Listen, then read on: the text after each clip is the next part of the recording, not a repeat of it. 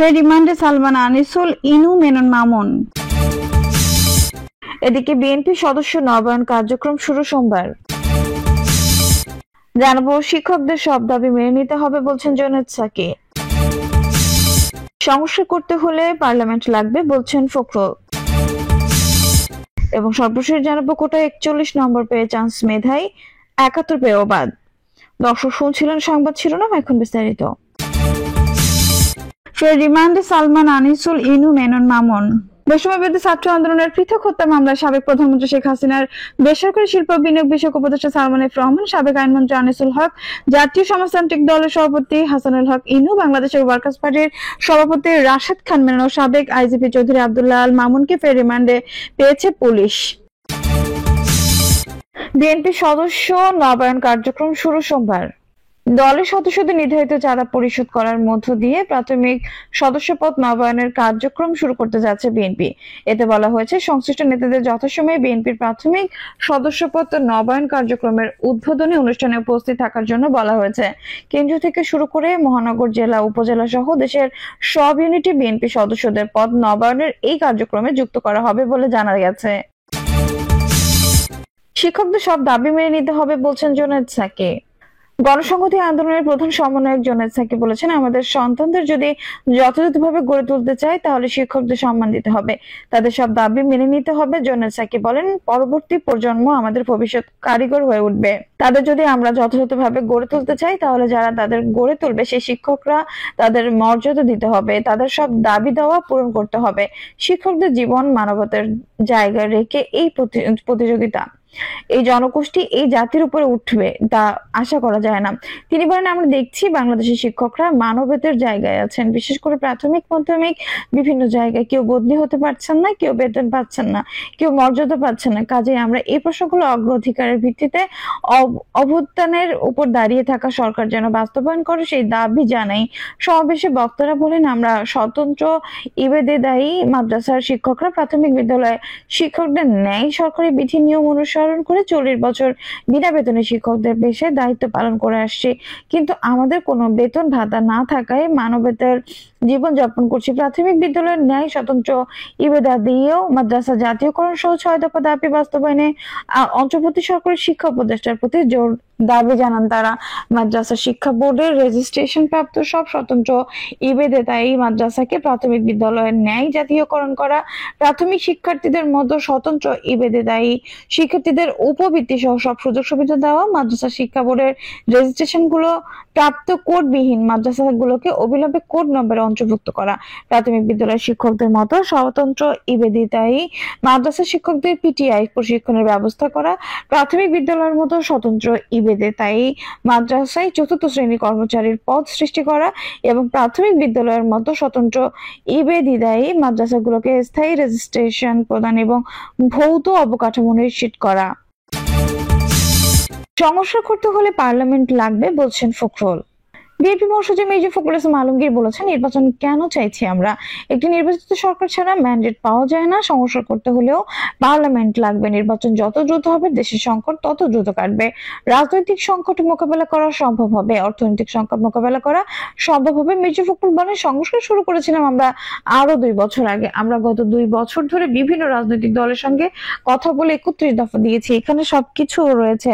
তিনি বলেন, জিনিসপত্রের দাম এখন এমন ভাবে বাড়ছে মানুষের নাভিশ্বাস উঠে গেছে।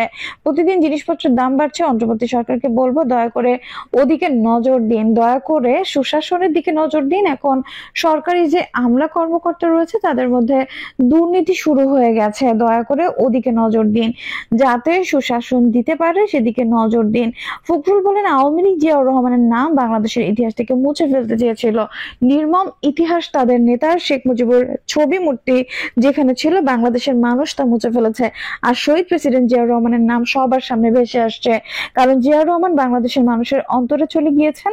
আমরা সবসময় বলি, যাকে যতই মুছে দিতে চাও পারবে না, কারণ তার নাম মানুষের অন্তরে রয়েছে। নেতাকর্মীদের উদ্দেশ্যে বিএনপি মহাসচিব বলেন, মানুষের কাছে যেতে হবে, পাড়ায় পাড়ায় যেন সংগঠনকে শক্তিশালী করতে পারি। ভারপ্রাপ্ত চেয়ারম্যানের নির্দেশে আমরা যেন আমাদের রাজনীতি দিয়ে সামনে এগিয়ে যেতে পারি। কোটায় 41 নম্বর পেয়ে চান্স মেধায় 71 পেয়েও বাদ।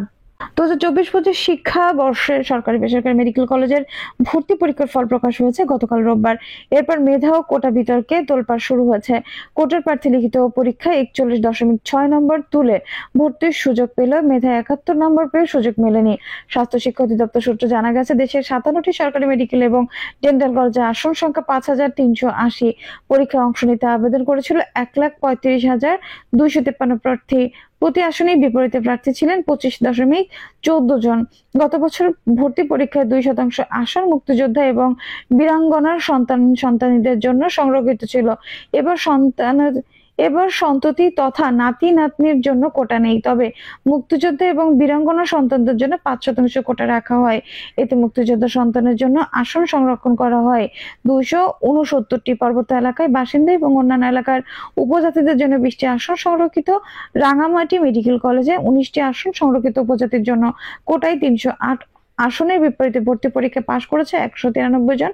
বাকি 115টি আসন পূরণ করা হবে সাধারণ মেধা থেকে। অন্যান্য বছরের মতো এবারও মেডিকেল নৈর্ব্যক্তিক 100 নম্বরের পরীক্ষায় পাস নম্বর ছিল 40, অর্থাৎ কোটায় প্রার্থী পাস নম্বর পেলেই ডাক্তারি পড়ার সুযোগ পেয়েছেন। সাধারণ শিক্ষার্থীদের যারা এসএমসি ও এইচএসসি-তে জিপিএ 5 পেয়েছেন, তারা লিখিত পরীক্ষায় 72 নম্বরের কম পেলে ভর্তির সুযোগ পাচ্ছেন না। ফলে প্রকাশের পর এই খবর সামনে এলে সামাজিক যোগাযোগ মাধ্যমে সমালোচনার ঝড় ওঠে। বৈষম্যবিরোধী ছাত্র আন্দোলনের নেতারা একে একে কোটার বিরুদ্ধে লিখতে শুরু করেন। বিক্ষোভ হয় ঢাকা বিশ্ববিদ্যালয় ও ঢাকা কলেজে। সরকারি চাকরিতে 30% মুক্তিযোদ্ধা কোটা পুনর্বহালের প্রতিবাদে গত জুলাইয়ে বৈষম্যবিরোধী ছাত্র আন্দোলনের ডাকে আন্দোলন শুরু হয়েছিল। পরবর্তী সময়ে যা অভ্যুত্থানের রূপ নিয়ে পতন ঘটে শেখ হাসিনা 15.5 বছরের কর্তৃত্ববাদী শাসনের। 21 জুলাই আপিল বিভাগ রায় দেন, সরকারি চাকরিতে সর্বোচ্চ 5% মুক্তিযোদ্ধা কোটা থাকবে। ক্ষুদ্র নৃগোষ্ঠী বিশেষ চাহিদা সম্পন্নদের জন্য 2% কোটা নির্ধারণ করা হয়। স্বাস্থ্য শিক্ষা অধিদপ্তর এই রায়ের আলোকে জনপ্রশাসনের মন্ত্রণালয়ের 23 জুলাই স্মারক অনুযায়ী এবারের ভর্তি পরীক্ষা মুক্তিযুদ্ধ কোটা 2 থেকে বাড়িয়ে 5% করেছে। যদিও আদালত এবং সরকারের প্রজ্ঞাপন ছিল সরকারি চাকরির জন্য, ভর্তি পরীক্ষায় কেন একই কোটা পদ্ধতি অনুসরণ করা হয়েছে এ বিষয়ে স্বাস্থ্য শিক্ষা অধিদপ্তরের বক্তব্য জানা যায়নি। স্বাস্থ্য অধিদপ্তরের অতিরিক্ত মহাসচিব অধ্যাপক ডক্টর রুবিনা ইয়াসমিন সমকালকে বলেন, আগে সাধারণ আসনের জন্য জেলা কোটা ছিল, এবার তা বাদ দেওয়া হয়েছে। মুক্তিযোদ্ধাদের সন্তান কোটা 5%। এই কোটায় কত শিক্ষার্থী আবেদন করেছিলেন তা জানাতে পারেননি। অতিরিক্ত মহাপরিচালক আওয়ামী লীগ সরকারের সর্বশেষ তালিকা অনুযায়ী মুক্তিযোদ্ধা 2,08,851 জন। গত 28 নভেম্বর হিসেবে অনুযায়ী জীবিত মুক্তিযোদ্ধার সংখ্যা 91,998। ন্যূনতম হিসেবে একজন মুক্তিযোদ্ধার বয়স কমপক্ষে 66 বছর। মেডিকেল ভর্তি পরীক্ষার বয়স 17 থেকে 19 বছর। সেই হিসেবে মুক্তিযোদ্ধাদের এই বয়সী সন্তানদের সংখ্যা খুব বেশি নয়, দাবি করে একটি অসমর্থিত সূত্র সমকালকে জানিয়েছে। মুক্তিযোদ্ধা কোটায় আবেদনকারী ছিলেন কম বেশি 300 জন। আসনের চেয়ে আবেদনকারীর সংখ্যা ছিল কম। আবার কয়েকজন 71 নম্বরের বেশি পেয়ে মেধা তালিকায় রয়েছেন।